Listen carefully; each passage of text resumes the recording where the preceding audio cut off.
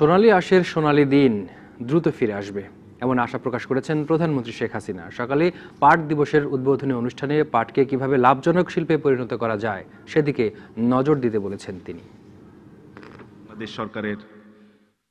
সকালে বঙ্গবন্ধু আন্তর্জাতিক সম্মেলন কেন্দ্রে জাতীয় পাট দিবসের অনুষ্ঠানে যোগ দেন প্রধানমন্ত্রী শেখ হাসিনা। মাননীয় প্রধানমন্ত্রীকে পুরস্কার পাট খাতে অবদান রাখার জন্য এবছর 14টি ক্যাটাগরিতে ব্যক্তি ও প্রতিষ্ঠানের কাছে পুরস্কার তুলে দেন তিনি। বহুমুখী পাট পণ্য রপ্তানিকারক সেরা পাট কল বেসরকারি সোনালী আঁশ ইন্ডাস্ট্রি। অনুষ্ঠানে প্রধানমন্ত্রী বলেন, পাট পরিবেশ বান্ধব ও সম্ভাবনাময় শিল্প। পাটের বহুমুখী ব্যবহার বাড়াতে গবেষণার উপর জোর দেন তিনি। এই ফরিদপুরে হচ্ছে সবথেকে বেশি ভালো জাতের পাট হয় এবং সেখানে একটা পাট আছে, সেই পাটটাও আমরা বের করেছিলাম। এর তন্তুটা হচ্ছে আসল সোনালী আঁশ। আমি আমাদের গবেষকদেরও বলেছি যে এটার উপরে গবেষণা করা দরকার, যে সত্যিকার যে গোল্ডেন ফাইবার এই গাছটাই কিন্তু সেই গোল্ডেন ফাইবারটা আসে। পাটের সোনালী আঁশের গৌরব দ্রুত ফিরে আসবে বলেও আশা প্রকাশ করেন শেখ হাসিনা। এবং নতুন নতুন পণ্য আবিষ্কার করে এটাকে আমরা অবশ্যই লাভজনক করতে পারবো, এটা আমি বিশ্বাস করি। আমি হতাশ পার্টির সাথে না, আমি সবসময় আশাবাদী। বেসরকারি খাত যত বেশি এগিয়ে আসবে, আর তার জন্য আমরা অন্যান্য খাতে অনেক প্রণোদনা দিচ্ছি, তো এখানেও আমরা প্রণোদনা দেব, যাতে করে এই খাতের মধ্য দিয়ে তারাও ব্যবসা বাণিজ্য করে আমার দেশের পণ্যটাকে আরও গুরুত্বপূর্ণ করে বিদেশে রপ্তানি করতে পারে। সেদিক থেকে আমি মনে করি যে পাট আমাদের একটা যে সোনালী আঁশ, তার সোনালী দিন আবার ফিরে আসুক। বর্তমানে দেশের 4 কোটি মানুষ প্রত্যক্ষ বা পরোক্ষভাবে পাট ও পাটজাত পণ্য উৎপাদনে নিয়োজিত। মাঠ পর্যায়ে 280 ধরনের পাটজাত পণ্য উৎপাদিত হচ্ছে।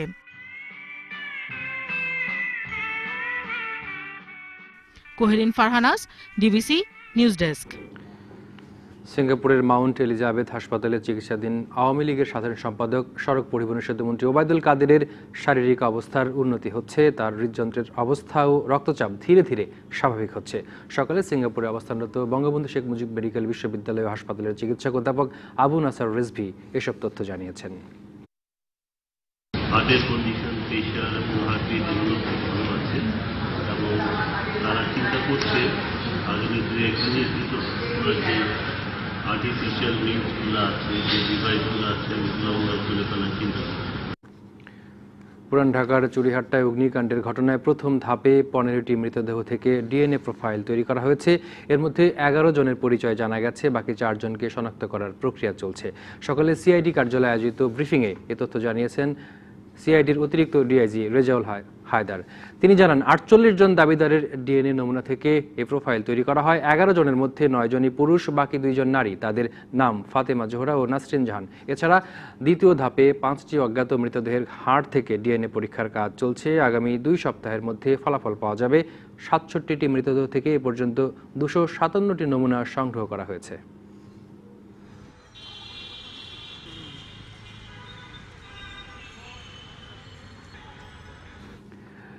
কুমিল্লায় বাসে পেট্রোল বোমায় মানুষ পুড়িয়ে মারার ঘটনায় দায়ের করা মামলায় 6 মাসের জামিন পেয়েছেন বিএনপির চেয়ারপারসন খালেদা জিয়া। খালেদা জিয়ার করা আবেদনের উপর শুনানিতে বিচারপতি AK-M আসাদুজ্জামান ও বিচারপতি SM মুজিবুর রহমানের সমন্বয়ে গঠিত হাইকোর্ট বেঞ্চ এ আদেশ দেন। তবে এই মামলায় জামিন হলেও অন্য মামলা থাকায় খালেদা জিয়া এখনই মুক্তি পাচ্ছেন না। হাইকোর্টের জামিন আদেশের বিরুদ্ধে আপিল বিভাগে আবেদন করা হবে বলে জানিয়েছেন deputy attorney general Mohammad Bashirullah. ওই মামলায় গত 4 ফেব্রুয়ারি কুমিল্লার আদালত খালেদার জামিন নামঞ্জুর করেন। এরপর 27 ফেব্রুয়ারি খালেদা জিয়া জামিন চেয়ে হাইকোর্টে আবেদন করেন। এর ওপর গতকাল শুনানি শেষে আজ আদালত জামিন মঞ্জুর করে আদেশ দেন। 2015 সালের 2রা ফেব্রুয়ারি ঢাকা চট্টগ্রাম মহাসড়কে একটি বাসে পেট্রোল বোমা নিক্ষেপে 8 যাত্রীর মৃত্যু হয়। এই ঘটনায় 14 গ্রাম থানায় মামলা হয়। একটি বিশেষ ক্ষমতা আইনের মামলা, অপরটি হত্যা মামলা। সাবেক ফার্মার্স ব্যাংক থেকে জালিয়াতির মাধ্যমে বিপুল পরিমাণ অর্থ আত্মসাতের অভিযোগে ব্যাংকটির 9 কর্মকর্তাকে জিজ্ঞাসাবাদ করছে দুদক। যাদের জিজ্ঞাসাবাদ করা হচ্ছে তারা হলেন ব্যাংকের প্রধান কার্যালয়ের কর্পোরেট ব্যাংকিং ডিভিশনের SVP Alok Kumar Biswas, head of HRD Rita Sen, senior vice president Shahjahan Amin Gulshan Sakar, head of CAD Ashis Kumar Laskar, ব্যাংকটির Sherpur operations manager ADM Sulaiman, credit officer Kamrul Islam, Imam Hussain, Mohammad Abdullah ও training assistant officer Mohammad Abu Naim.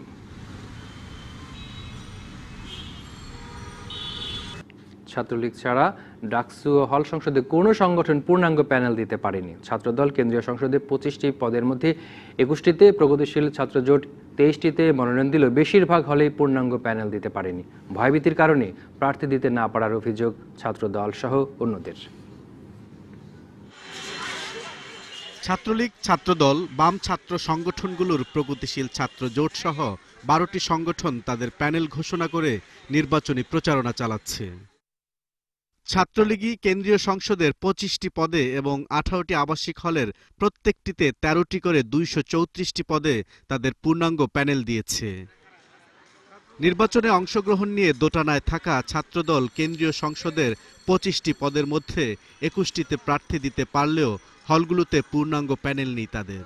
মেয়েদের 5টি হলের মধ্যে শামসুন্নাহার হলে ভিপি প্রার্থী ছাড়া অন্য 4টি হলের কোনো পদেই প্রার্থী নেই সংগঠনটির। জগন্নাথ হলেও নেই কোনো প্রার্থী। ছাত্রলীগ প্রত্যক্ষভাবে কোনো আক্রমণ করছে না, কিন্তু পরোক্ষভাবে আমাদের শিক্ষার্থীদের হুমকি দিচ্ছে, ধামকি দিচ্ছে। তা আমাদের অনেক প্যানেল আমরা পূর্ণাঙ্গ করতে পারিনি শুধুমাত্র তাদের হুমকির ভয়ে। তারা এসে আমাদের কাছে বলছে না বিষয়গুলো। 10টি বাম ছাত্র সংগঠন প্রগতিশীল ছাত্র জোটের ব্যানারে নির্বাচনে অংশ নিলেও কেন্দ্র ও প্রতিটি হলে পূর্ণাঙ্গ প্যানেল দিতে পারেনি। কেন্দ্রের 25টি পদের মধ্যে 23টিতে প্রার্থী আছে তাদের। আমরা আমাদের জোট থেকে টোটাল 128 জনের প্যানেল দিয়েছি সমগ্র হল এবং কেন্দ্রীয় মিলে। সেখানে আমাদের হলগুলোর ক্ষেত্রে আরেকটি বিষয় হয়েছে যে অনেকে স্বতন্ত্র দাঁড়িয়েছে, যারা প্রগতিশীল ছাত্র ঐক্য থেকে না, তাদের সাথে অনেকেই আমাদের সাথে তারা আমাদের সমর্থন দিয়েছে, আমরা তাদের সমর্থন দিয়েছি। কোটা সংস্কার আন্দোলনকারীদের প্যানেলও পূর্ণাঙ্গ নয়, বেশিরভাগ হলেই প্রার্থী সংকটে তারাও।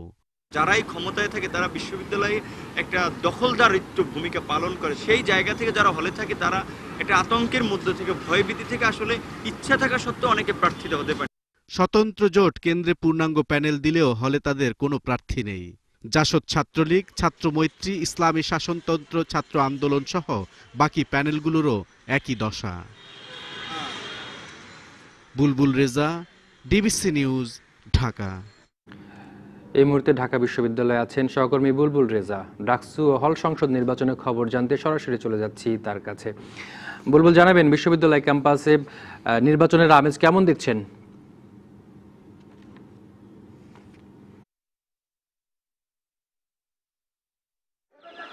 ইব্রাহিম, নির্বাচনী প্রচারণায় ব্যস্ত সময় কাটাচ্ছেন ছাত্র সংগঠনগুলোর নেতা এবং কর্মীরা। সকাল থেকেই শুরু হয়েছে প্রচারণা এবং এখনো অবধি কিন্তু প্রচারণা চলছে। আপনি নিশ্চয়ই শুনতে পাচ্ছেন যে ছাত্রলীগের একটি অনুষ্ঠান হচ্ছে বিশ্ববিদ্যালয়ের অপরাজেয় বাংলার পাদদেশে, অর্থাৎ ছাত্রলীগ মনোনীত সম্মিলিত শিক্ষার্থী সংসদের ব্যানারে তারা আসন্ন যে ডাকসু নির্বাচন, অর্থাৎ ঢাকা বিশ্ববিদ্যালয় কেন্দ্রীয় ছাত্র সংসদ এবং 18টি হল সংসদ নির্বাচন, সেই নির্বাচনে তারা সম্মিলিত শিক্ষার্থী সংসদের ব্যানারে নির্বাচন করতে যাচ্ছেন। এবং কেন্দ্রীয় সংসদে যে 25টি পদ রয়েছে সেই 25টি পদে কারা প্রতিদ্বন্দ্বিতা করতে যাচ্ছেন এবং 18টি আবাসিক হলে প্রতিটিতে 13টি করে মোট 234 জন কারা তাদেরকে পরিচিত করার জন্য কিন্তু একটি প্রজেকশন মিটিং এর আহ্বান করেছিলেন।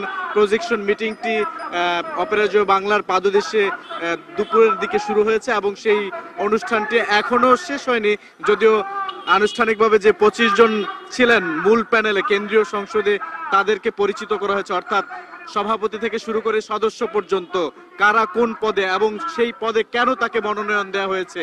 একে একে কিন্তু প্রতিটি পদের যারা লড়াই করবেন, প্রতিদ্বন্দ্বিতা করবেন, তারা তাদের যৌক্তিকতা তুলে ধরেছেন, তারা কেন এই পদের জন্য যোগ্য, তারা তাদের সেই বিস্তারিত ব্যাখ্যা করেছেন। সেখানে সংবাদ গণমাধ্যমের কর্মীরা ছিলেন এবং সকালে আমরা দেখেছি ছাত্র দলের যারা নেতাকর্মী রয়েছেন, ছাত্র দলের যে প্যানেলটি রয়েছে, অর্থাৎ যারা কেন্দ্রীয় সংসদে 25টি পদের মধ্যে 21টি পদে নির্বাচন করবেন, যদিও তারা পূর্ণাঙ্গ প্যানেল দিতে পারেননি এবং হল সংসদেও তাদের পূর্ণাঙ্গ প্যানেল নেই, তারাও কিন্তু প্রচারণা শুরু করেছেন।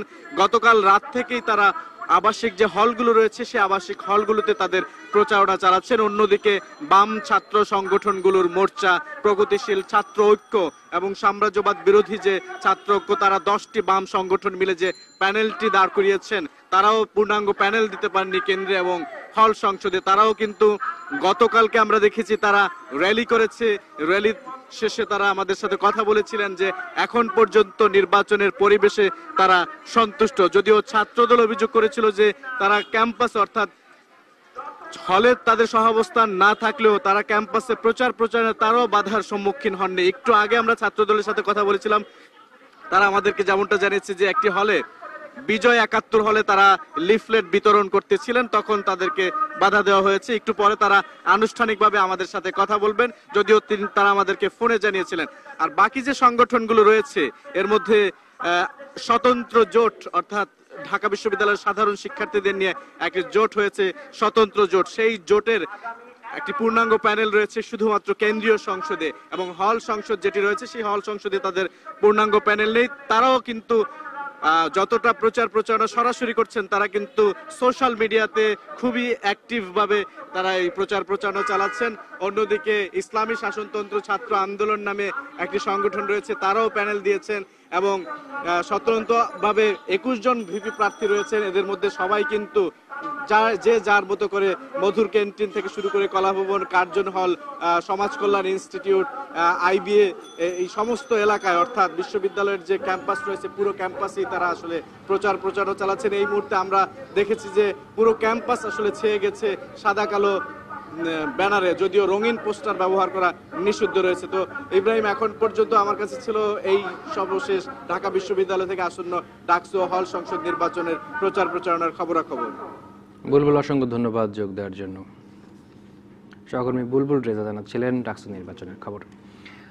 ঢাকা বিশ্ববিদ্যালয়ের আবাসিক হলগুলোর ডাইনিং বা ক্যান্টিনও জিম্মি সিন্ডিকেট ব্যবসায়ীদের কাছে। তাতে জড়িত থাকার অভিযোগ আছে ছাত্র সংগঠনের নেতাদের।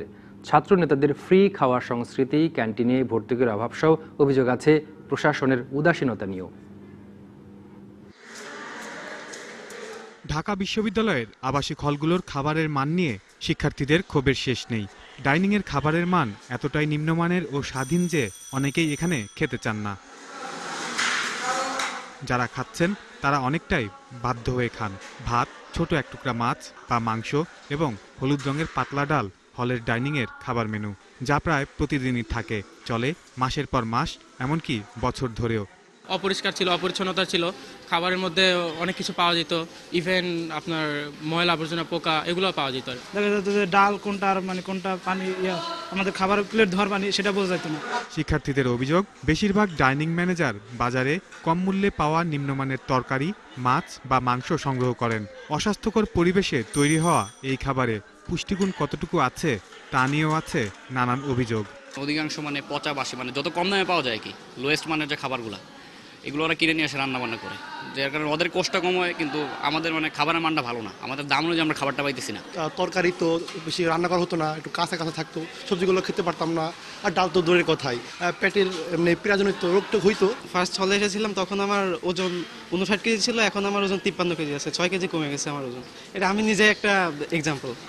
বিশ্ববিদ্যালয় প্রশাসন বলছে বাজেট কম থাকার পাশাপাশি হলের ডাইনিং বা ক্যান্টিনের খারাপ অবস্থার জন্য সিন্ডিকেট ব্যবসাও একটি কারণ। এখানে এক ধরনের কিছু লোক আছে, তারাই এটা চালায়, এরা এক ধরনের সিন্ডিকেট তৈরি করেছে। আমাদের প্রশাসনের কাজ হবে এই সিন্ডিকেটটা ভেঙে দিয়ে এটা উন্মুক্ত প্রতিযোগিতার মাধ্যমে এই যারা ক্যান্টিন পরিচালনা করে, যারা খাবার সরবরাহ করে বা যারা হলে থাকে, এবং আমাদের হাউস টিউটরদের আরও দায়িত্বশীল করতে হবে এই খাবারের মান যদি আমরা বাড়াতে চাই। হলের ডাইনিং বা ক্যান্টিনের খারাপ অবস্থার কারণে অনেক শিক্ষার্থী খাচ্ছেন বাইরে কিংবা নিজেরাই মেস করে আলাদাভাবে খাবারের ব্যবস্থা করে নিচ্ছেন। Saiful Islam Jewel, DBC news, Dhaka. রাজধানীর শাহজালাল আন্তর্জাতিক বিমানবন্দরে আবারও স্ক্যান মেশিনে ধরা পড়েনি যাত্রীর সাথে থাকা অস্ত্র। এ ঘটনায় বিমানবন্দরের 2 আনসার সদস্যকে সাময়িক বরখাস্ত করা হয়েছে। মঙ্গলবার দুপুরে বিমানবন্দরের অভ্যন্তরীণ টার্মিনালের স্ক্যানিং মেশিনে ধরা পড়েনি নিরাপদ সড়ক চাই আন্দোলনের চেয়ারম্যান চিত্রনায়ক ইলিয়াস কাঞ্চনের সঙ্গে থাকা অস্ত্র। এই ঘটনায় বুধবার সকালে 2 আনসার সদস্যকে সাময়িক বরখাস্ত করা হয়েছে। তারা দুজনই স্ক্যান মেশিনের অপারেটর ছিলেন। এ ব্যাপারে 3 সদস্যের একটি তদন্ত কমিটিও গঠন করেছে বেসামরিক বিমান কর্তৃপক্ষ।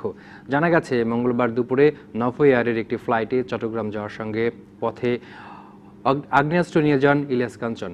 এ সময় বিনা বাধায় স্ক্যানিং মেশিন পার হন তিনি। তবে সিভিল এভিয়েশন কর্তৃপক্ষ জানায় অস্ত্র থাকার বিষয়টি এন্টি হাইজ্যাকিং পয়েন্টে ধরা পড়ার পর স্বীকার করেন ইলিয়াস কাঞ্চন। এরপর প্রক্রিয়া অনুসরণ করে তাকে অস্ত্রসহ যেতে দেওয়া হয়। তবে ইলিয়াস কাঞ্চন গণমাধ্যমকে জানান প্রথম স্ক্যানিংয়ে ধরা না পড়ার বিষয়টি সত্য। পরবর্তীতে তিনি ঘোষণা দিয়ে অস্ত্রটি সঙ্গে নিয়ে যান। যদিও অভ্যন্তরীণ টার্মিনালে প্রথম স্ক্যানের সময় যে কারো বৈধ অস্ত্র থাকার বিষয়ে ঘোষণা দেওয়ার নিয়ম রয়েছে। বাংলাদেশ বিমানের উড়োজাহাজ ময়ূরপঙ্খী ছিনতাই চেষ্টার ঘটনায় তদন্ত কমিটির মেয়াদ আরও 5 দিন বাড়ানো হয়েছে। বেসামরিক বিমান পরিবহন ও পর্যটন সচিব মহিবুল হক বুধবার ডিবিসি নিউজকে এই তথ্য নিশ্চিত করেছেন। এ নিয়ে মোট 2 দফায় মোট 7 দিন ওই কমিটির মেয়াদ বাড়ানো হয়। সচিব বলেন, ঘটনার পর তদন্ত কমিটিকে 5 দিন সময় দেওয়া হয়েছিল প্রতিবেদন দেওয়ার জন্য। পরে সেটি 2 দিন বাড়ানো হয়। গত 24শে ফেব্রুয়ারি শাহজালাল থেকে উড্ডয়নের কিছুক্ষণ পরই ছিনতাই চেষ্টার শিকার হয়েছিল বাংলাদেশ বিমানের উড়োজাহাজ ময়ূরপঙ্খী। সন্দেহভাজন ছিনতাইকারী পলাশ কমান্ডো অভিযানে নিহত হন। যশোরে দুদল মাদক ব্যবসায়ীর মধ্যে বন্দুকযুদ্ধে শামীম নামে এক মাদক ব্যবসায়ী নিহত হয়েছেন। নিহত শামীম শিশু আফরিন তৃষা ধর্ষণ ও হত্যা মামলার আসামি। ভোরে জেলার শহরতলির খোলাডাঙ্গার সোহরাব রাইস মিলের পাশে বন্দুকযুদ্ধে এই ঘটনা ঘটে। শামীম শহরতলির খোলাডাঙ্গা এলাকার বাসিন্দা। পুলিশ জানায়, দুদল মাদক ব্যবসায়ীর মধ্যে বন্দুকযুদ্ধের খবর পেয়ে ঘটনাস্থলে যায় পুলিশ। পুলিশের উপস্থিতি টের পেয়ে পালিয়ে যায় মাদক ব্যবসায়ীরা। পরে সেখান থেকে নিহত শামীমের মরদেহ উদ্ধার করে যশোর হাসপাতালে পাঠানো হয়। ঘটনাস্থল থেকে একটি 1 শুটার গান ও 50 পিস ইয়াবা উদ্ধার করা হয়েছে। বাংলাদেশের সাংস্কৃতিক অঙ্গনের এক ভয়াবহ রক্তাক্ত দিন আজ। 1999 সালের এই দিনে যশোর টাউন হল মাঠে উদীচীর অনুষ্ঠানে নৃশংস বোমা হামলা চালায় মৌলবাদী গোষ্ঠী। এতে উদীচীর 10 জন কর্মী প্রাণ হারান, আহত হন অন্তত 1.5 শতাধিক মানুষ। 20 বছরেও নারকীয় হত্যার বিচার না হওয়ায় হতাশ ভুক্তভোগীরা। 1999 সালের 6 মার্চ যশোর টাউন হল মাঠে আয়োজিত বাংলাদেশ উদীচী শিল্পী গোষ্ঠীর দ্বাদশ জাতীয় সম্মেলনের দ্বিতীয় ও শেষ দিনে বাউল গানের আসরে 2 দফা বোমা বিস্ফোরণ ঘটে। শক্তিশালী সে বোমার বিস্ফোরণে প্রাণ হারান নূর মোহাম্মদ, সন্ধ্যা রানী, রামকৃষ্ণ, তপন, বাবুল সূত্রধর সহ অন্তত 10 জন শিল্পী, কর্মী ও সাধারণ মানুষ। আহত হন 1.5 শতাধিক। বিভীষিকাময় সে রাতের পর একে একে 20 বছর পেরিয়ে গেছে। বর্তমানে হত্যা মামলাটি উচ্চ আদালতের চূড়ান্ত সিদ্ধান্তের অপেক্ষায়। মামলাটি দ্রুত নিষ্পত্তি করতে অ্যাটর্নি জেনারেলের সঙ্গে যোগাযোগের কথা জানান রাষ্ট্রপক্ষ। এখন মামলাটা আপিল শুনানির অপেক্ষা আছে। আমরা আশা করি দ্রুত আপিল শুনানি হবে এবং আপিল শুনানির মাধ্যমে আবার মামলার বিচার কাজ শুরু হবে। মামলাটির বিচার প্রক্রিয়ায় দীর্ঘসূত্রিতাকে বড় ষড়যন্ত্রের অংশ বলছেন উদীচীর নেতারা। প্রশাসনের দায়িত্বে তারাই কি কোনো রকম সমস্যা করছেন, নাকি সরকারের মধ্যেই ঘাপটি মেরে থাকা কিছু প্রতিক্রিয়াশীল লোক তারাই এগুলোকে অন্য পথে ধাবিত করার চেষ্টা করছেন, সেটা কিন্তু আমাদের কাছে পরিষ্কার না। এদিকে এ ঘটনায় নিহত নাজমুল হুদা তপনের মা শামসুন্নাহারকে প্রধানমন্ত্রীর নির্দেশে 5 শতক জমি দিলেও পুলিশি হয়রানির কারণে তা দখলে নিতে পারছে না বলে অভিযোগ উঠেছে। পুলিশ আমাদের পরে যে নির্যাতন করছে, যে মিথ্যা মামলা দিয়েছে, তাতে হয়তো তপনের মার এই বাড়িটা দেখা হবে না। তবে বিষয়টি অস্বীকার করেছেন সংশ্লিষ্ট আইনজীবী।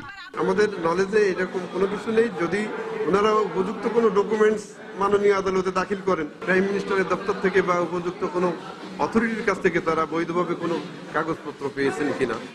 দিবসটি উপলক্ষে উদীচীর বিভিন্ন জেলা ও শাখা সংসদ এবং দেশের বিভিন্ন স্থানে প্রতিবাদী সাংস্কৃতিক সমাবেশ আয়োজন করেছে। DBC news desk.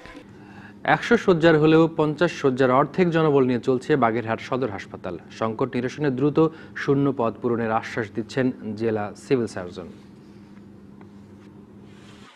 9টি উপজেলার মানুষ চিকিৎসা নিতে আসেন বাগেরহাট সদর হাসপাতালে। তবে চিকিৎসক সংকটের কারণে তারা পাচ্ছেন না কাঙ্ক্ষিত সেবা। শয্যার সংখ্যা কম হওয়ায় অনেকের জায়গা হচ্ছে হাসপাতালের মেঝেতে। 1970 সালে 50 শয্যা নিয়ে যাত্রা শুরুর পর 1997 সালে হাসপাতালটি 100 শয্যার করা হয়।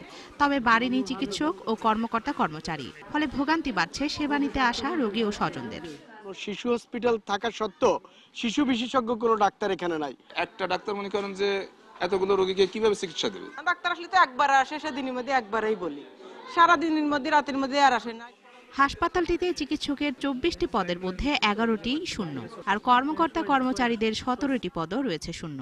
কম জনবল নিয়ে বেশি সংখ্যক রোগীদের চিকিৎসা দিতে গিয়ে হিমশিম খেতে হচ্ছে চিকিৎসক ও কর্মকর্তা কর্মচারীদের। শিশু বিশেষজ্ঞ না থাকায় আমরা বাচ্চাদের নিয়ে খুব হিমশিম খাচ্ছি। আমাদের গাইনি ডাক্তার নাই, সার্জারি ডাক্তার নাই, শিশু ডাক্তার নাই, না থাকায় আমাদের রোগী চিকিৎসাতে অনেক সমস্যা হয়। আমাদের কিছু গুরুত্বপূর্ণ পোস্ট কনসালটেন্ট স্পেশালিস্ট যারা আছেন তাদের প্রায় পদ শূন্য রয়েছেন। কনসালটেন্ট ছাড়া যেটা আছেন অ্যানেস্থেশিয়া, সার্জারি এবং শিশু সব বিষয়ে দীর্ঘদিন ধরে পদ শূন্য রয়েছে। চিকিৎসক সংকটের কথা স্বীকার করে জেলা সিভিল সার্জন বলছেন, বিষয়টি সংশ্লিষ্ট মন্ত্রণালয়ে জানানো হয়েছে, অচিরেই সমস্যার সমাধান হবে। আমরা প্রতি মাসেই তো মন্ত্রণালয়ে যোগাযোগ করে আমাদের ডাক্তার যে স্টাফ যে অবস্থা যেটা আমরা জানাই, তো আমরা আশাবাদী হয়তো বা খুব শীঘ্রই আরো অধিক সংখ্যক ডাক্তার পাইতে পারি। DBC news desk. রাজশাহীর চারঘাট ও পুঠিয়া উপজেলার নির্বাচন 10 মার্চ। দুটি উপজেলাতে নানা প্রতিশ্রুতি দিয়ে ভোট চাচ্ছেন প্রার্থীরা, আর এলাকাবাসী বলছেন উন্নয়ন করবেন এমন প্রার্থীকেই বেছে নেবেন তারা। চারঘাট উপজেলা পরিষদ নির্বাচনে চেয়ারম্যান পদে লড়ছেন 3 জন, ভাইস চেয়ারম্যান পদে 6 জন এবং মহিলা ভাইস চেয়ারম্যান পদে 3 জন। চেয়ারম্যান পদে আওয়ামী লীগে 1 জন, বিদ্রোহী প্রার্থী ছাড়াও রয়েছেন জাতীয় পার্টির প্রার্থী। ভোটাররা বলছেন সৎ ও যোগ্য মানুষকে এবার তারা নির্বাচিত করবেন। যে শিক্ষিত, যে মাদকের ব্যবসা করে না, যে সন্ত্রাসের ব্যবসা করে না, যারা সাধারণ মানুষের সাথে চলাচল করে, তৃণমূল লোকের সাথে যোগাযোগ আছে, তাদেরকে মানুষ নির্বাচিত করবে। আমরা কোনো কর্ম পাচ্ছি না, কাজ পাচ্ছি না, ভ্যান সারাদিন চলা খাতে পাচ্ছি না। আমরা দেশে কর্ম চাই, উন্নতি চাই। এদিকে ভোটারদের মন রক্ষায় নানা উন্নয়নের প্রতিশ্রুতি দিচ্ছেন প্রার্থীরা। চারঘাট থেকে মাদক নির্মূল করতে হবে এবং মাদক নির্মূল করতে হলে একটি সামাজিক আন্দোলনের দরকার, কারণ এখানে বর্ডার এলাকা, এখানে হাত বাড়ালেই মাদক পাওয়া যায়। অন্যদিকে পুঠিয়া উপজেলায় এবার চেয়ারম্যান পদে 2 জন, ভাইস চেয়ারম্যান পদে 2 জন এবং মহিলা ভাইস চেয়ারম্যান পদে লড়ছেন 3 জন। চেয়ারম্যান পদে জাতীয় পার্টির প্রার্থী মাঠে নামেননি। যে প্রার্থী মডেল উপজেলা গঠনে কাজ করবে তাকেই ভোট দেওয়ার কথা জানান ভোটাররা। সার্বিক উন্নয়ন করবে, জনগণের সঙ্গে থাকবে, এটাই আমাদের প্রত্যাশা। তরুণ নেতৃত্ব আসুক, এটা আমরা কামনা করি। যে নির্বাচিত হবে তার কাছে কামনা করব পুঠিয়াকে যেন সুন্দর মডেল পুঠে হিসেবে রূপান্তরিত করে। মাদক সন্ত্রাস নির্মূল সহ ভোটারদের প্রত্যাশা পূরণে কাজ করার প্রতিশ্রুতি দিচ্ছেন প্রার্থীরাও। সন্ত্রাস, দুর্নীতি এবং মাদক মুক্ত একটি পুঠিয়া করার আমি চেষ্টা করব এবং যুব সমাজ যেগুলো আছে তাদেরকে কাজে লাগানোর আমি চেষ্টা করব। বিশেষ করে যুব সমাজকে তৈরির যে মূল কাজটি, সে কাজটি আমি করতে চাই। আগামী 10 মার্চ রাজশাহীর 8টি উপজেলায় নির্বাচন অনুষ্ঠিত হবে। এর মধ্যে 4টি উপজেলায় আওয়ামী লীগের বিদ্রোহী প্রার্থী থাকলেও বিএনপির প্রার্থী নেই কোনোটিতেই। রাজশাহীর বাঘা ও মোহনপুর উপজেলায় চেয়ারম্যান পদে বিনা প্রতিদ্বন্দ্বিতায় বিজয়ী হয়েছেন 2 জন। Sourav Habib, DBC news, Rajshahi. সোনালী আঁশের সোনার দেশ, জাতির পিতার বাংলাদেশ এই স্লোগানে নানা আয়োজনে জাতীয় পাট দিবস পালিত হয়েছে। সকালে খুলনা নগরীর শহীদ হাদিস পার্ক থেকে একটি র্যালি বের হয়। এতে বিভিন্ন শ্রেণী পেশার মানুষ অংশ নেন। পরে সার্কিট হাউসের সম্মেলন কক্ষে আলোচনা সভা অনুষ্ঠিত হয়। মেহেরপুরে জেলা শিল্পকলা একাডেমির সামনে থেকে একটি র্যালি বের হয়ে শহরের প্রধান সড়ক প্রদক্ষিণ করে। এছাড়া বাগেরহাট, সিরাজগঞ্জ, নাটোর, ময়মনসিংহ ও রাজবাড়ীতে নানা আয়োজনে জাতীয় পাট দিবস পালিত হয়েছে। আলোচনায় বক্তারা পাটজাত পণ্যের ব্যবহার নিশ্চিত করার আহ্বান জানান।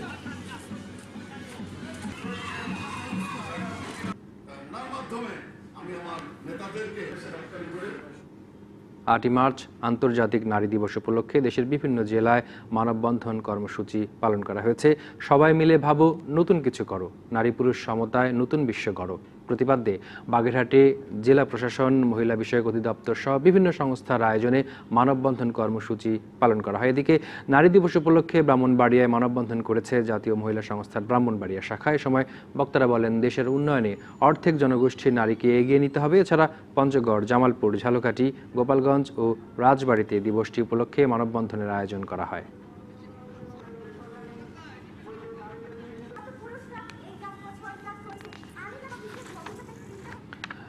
আগামী 6 বছরের মধ্যে দেশে জনপ্রতি মুরগির মাংস খাওয়া দ্বিগুণ হবে। তাই উৎপাদন বাড়ানোর পাশাপাশি নিরাপদ ও স্বাস্থ্যকর পোলট্রি উৎপাদনে অধিক মনোযোগ দেওয়ার পরামর্শ আন্তর্জাতিক বিশেষজ্ঞদের। পোলট্রি খামার বাড়ানোর সাথে সাথে তাই পরিবেশ সুরক্ষার বিষয়েও নজর দিতে বলেছেন তারা। বাংলাদেশের মানুষ এখন বছরে জনপ্রতি মুরগির মাংস খায় ৬.২ কেজি, আর গরু আর ছাগলের মাংস খায় এর অর্ধেক।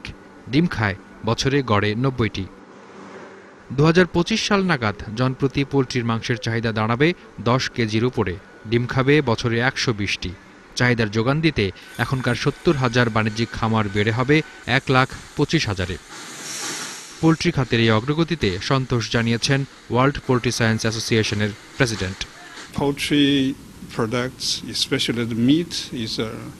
বাংলাদেশে মাংসের চাহিদার সিংহভাগ পূরণ হয় পোলট্রি থেকে।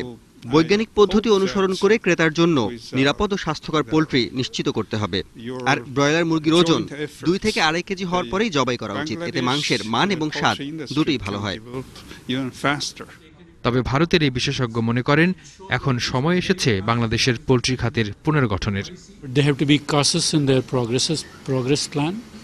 খাদ্য নিরাপত্তা, গুণগত মান এবং প্রতিযোগিতা সুবিধা পেতে বিশ্বমানের খাদ্য ব্যবহার করতে হবে। ভোক্তাকে এসব সুবিধা দিতে না পারলে তারা পোলট্রির মাংস থেকে মুখ ফিরিয়ে নিতে পারে। পোলট্রি খাতের উন্নয়নের জন্য অন্তর্ভুক্তিমূলক উন্নয়নের দিকে নজর দিতে হবে। প্রয়োজনে পোলট্রি খাতকে পুনর্গঠন করতে হবে। বাংলাদেশের খামারগুলোর জৈব নিরাপত্তা নিয়ে উদ্বেগ আছে আন্তর্জাতিক বিশেষজ্ঞদের। বাংলাদেশের উদ্যোক্তারাও বলছেন বিষয়টিকে তারা গুরুত্বের সাথে নিয়েছেন। বায়োসিকিউরিটি যদি আমরা ইমপ্রুভ করতে না পারি, আমরা লোকাল কনজাম্পশনের সামনে আর হবে না। যদি এটার মধ্যে ডিজিজ থাকে ওই এলাকায়, তাহলে কিন্তু আক্রান্ত হবেই। ডাক্তারের প্রেসক্রিপশন ছাড়া কেউ যাতে কোনো অ্যান্টিবায়োটিক ইউজ করতে না পারে, এটা এনশিওর করতে হবে। জৈব নিরাপত্তা নিশ্চিত করার জন্য অ্যান্টিবায়োটিকের সঠিক নীতিমালা অনুসরণেরও পরামর্শ দিয়েছেন বিশেষজ্ঞরা। ইব্রাহিম পাঠান, ডিবিসি নিউজ, ঢাকা। যথাসময়ে বৃষ্টি হওয়ায় দিনাজপুর ও চাঁপাইনবাবগঞ্জের আম বাগানগুলো এখন মুকুলে মুকুলে ছেয়ে গেছে। এখন বাগানের সেচ আর গাছে বিভিন্ন ধরনের স্প্রে সহ চলছে নানা ধরনের পরিচর্যা। বাগান মালিক সহ কৃষি কর্মকর্তারা বলছেন, আবহাওয়া অনুকূলে থাকলে গতবারের মতো এবারও আমের ভালো ফলন পাওয়া যাবে। দিনাজপুরে এবার ৫,০০০ হেক্টর জমিতে আমের আবাদ হয়েছে। হর্টিকালচার সেন্টারের উদ্যোগে বাড়ি ১০, বাড়ি ১১, আম্রপালি সহ আধুনিক জাতের আমের বাগান গড়ে উঠেছে। নতুন নতুন আম বাগান হচ্ছে প্রতি বছর। এসব বাগানের গাছে গাছে এখন মুকুলের সমারোহ। বাগান মালিকরা বলছেন, সঠিক সময়ে বৃষ্টি হওয়ায় তাজা হয়ে উঠেছে আমের মুকুল। এবার সময় মতো বৃষ্টি হওয়াতে আমাদের মোটামুটি আমের খুব ভালো হয়েছে আর কি। বৃষ্টি হওয়ার কারণে মূলটা খুব সুন্দরে আছে আর মূলও ভালো মোটামুটি। দিনাজপুরে আম এবার বাম্পার ফলন হওয়ার সম্ভাবনা আছে। স্থানীয় কৃষি বিভাগ বলছে, শেষ পর্যন্ত আবহাওয়া অনুকূলে থাকলে এবার জেলায় ৫০,০০০ টন আম উৎপাদন হবে। কিছু আমে ইতিমধ্যেই গুটি এসেছে এবং কিছু নাবি জাতে এখন মঞ্জুরি আসতেছে, পুষ্প মঞ্জুরি আসতেছে এবং এইভাবে আবহাওয়াটা যদি অনুকূলে থাকে তা আমরা আশা করছি এবার আমের বাম্পার প্রোডাকশন হবে। চাঁপাইনবাবগঞ্জের আমবাগানগুলো মুকুলে মুকুলে ভরে উঠেছে। মুকুল নষ্ট করা খুদি ও হপার পোকা দমন সহ বাগান পরিচর্যায় এখন ব্যস্ত সময় পার করছেন আম চাষিরা।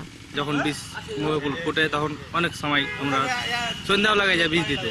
এবার যে আবহাওয়াটা ভালো চলছে, এখন যদি ঠিক মতন চলে, চাঁপাইনবাবগঞ্জে কি হবে না হবে বলতে পারবো না, আমার বাগানে ফলন ভালো হবে। এবারও গতবারের মতো ফলন আশা করছে কৃষি বিভাগ। বর্তমান যে আবহাওয়া বিরাজ করছে তাতে মুকুলের অবস্থা খুব ভালো, আশা করা যায় ফলন খুব ভালো হবে। আমরা কৃষকদেরকে বিভিন্ন বিষয়ে পরামর্শ প্রদান করছি। চাঁপাইনবাবগঞ্জে ৩১,৮২০ হেক্টর জমিতে আম বাগান রয়েছে। এবছর আম উৎপাদন লক্ষ্য ধরা হয়েছে ২,৭৫,০০০ টন। Masuma Akter, TBC news desk. গাইবান্ধার গোবিন্দগঞ্জে জলমহালের টেন্ডার জমা দেওয়াকে কেন্দ্র করে বর্তমান ও সাবেক সংসদ সদস্যের সমর্থকদের মধ্যে সংঘর্ষে অন্তত ১০ জন আহত হয়েছে। দুপুরে গোবিন্দগঞ্জ উপজেলা পরিষদ চত্বরে এই সংঘর্ষের ঘটনা ঘটে। প্রত্যক্ষদর্শীরা জানান, উপজেলার নির্বাহী কর্মকর্তার কার্যালয়ে বর্তমান সংসদ সদস্য মনোয়ার হোসেন চৌধুরী ও সাবেক সংসদ সদস্য আবুল কালাম আজাদের সমর্থকরা টেন্ডার জমা দিতে যান। এ সময় তাদের মধ্যে হাতাহাতির ঘটনা ঘটে। এক পর্যায়ে দুই পক্ষের মধ্যে ধাওয়া পাল্টা ধাওয়া ও ইট পাটকেল নিক্ষেপ শুরু হয়। পরে পরিস্থিতি নিয়ন্ত্রণে আনতে পুলিশ টিয়ার শেল ও রাবার বুলেট নিক্ষেপ করে। পাকিস্তানের বালাকোটে জঙ্গি সংগঠন জইশ-ই মোহাম্মদের প্রশিক্ষণ শিবিরে ভারতের হামলা চালানোর দাবি আবারও প্রশ্নের সম্মুখীন। জইশ-ই মোহাম্মদের পরিচালিত প্রশিক্ষণ সেন্টার এখন অক্ষত রয়েছে। স্যাটেলাইট ছবি পর্যালোচনা করে মঙ্গলবার প্রকাশিত এক প্রতিবেদনে এই কথা জানিয়েছে বার্তা সংস্থা রয়টার্স। ভারতের বোমা হামলার 6 দিন পর 4 মার্চ ছবিগুলো তোলে যুক্তরাষ্ট্রের সান ফ্রান্সিসকো ভিত্তিক বেসরকারি satellite operator Planet Lab Incorporated. ছবিগুলোতে হামলার ওই স্থানটিতে অন্তত 6টি অক্ষত ভবন দেখা গেছে। এই ছবিগুলোর সঙ্গে 2018 সালের এপ্রিলে গ্রহণ করা স্যাটেলাইট ছবিগুলোর তেমন কোনো পার্থক্য নেই বলে জানিয়েছে রয়টার্স। গত 26শে ফেব্রুয়ারি জইশ-ই মোহাম্মদের ওই প্রশিক্ষণ কেন্দ্রে ভারতের যুদ্ধ বিমানগুলো 1000 কেজি বোমা বর্ষণ করে বহু জঙ্গিকে হত্যা করেছে বলে দাবি করে নয়াদিল্লি। ওই হামলার পর থেকে এখন পর্যন্ত সরকারিভাবে কোনো স্যাটেলাইট ছবি পাওয়া যায়নি। পারমাণবিক রকেটের যে অংশগুলো ধ্বংস করার উদ্যোগ নেওয়া হয়েছিল তা পুনঃস্থাপনের পদক্ষেপ নিয়েছে উত্তর কোরিয়া।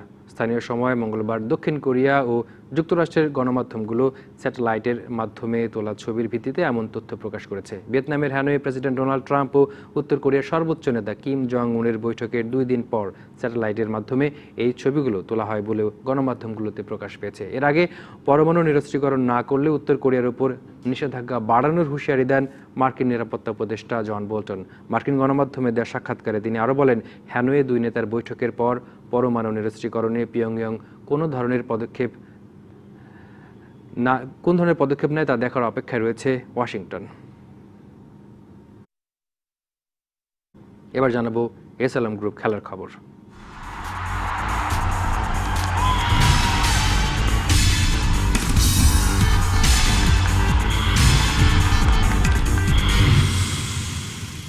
ফিফা ফ্রেন্ডলি ম্যাচ খেলতে দুপুরে কম্বোডিয়া গেল বাংলাদেশ ফুটবল দল।